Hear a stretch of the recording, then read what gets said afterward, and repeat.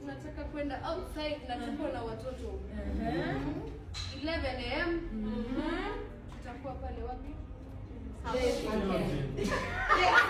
Tutakuwa Shilo Akera Fuji.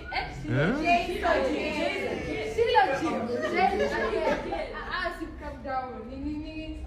Calm down. Na ukuje na maua tunapewa watu maua. Give to your child, your baby. Na siku Priki na Klaus wanashikana sana kwa hiyo video na ni ya watoto. Okay, ni Valentine's basi. Twende. Tutaleta tu watoto. Okay. So, class wapi? Class itakuwa what time? 11 to 1 a.m.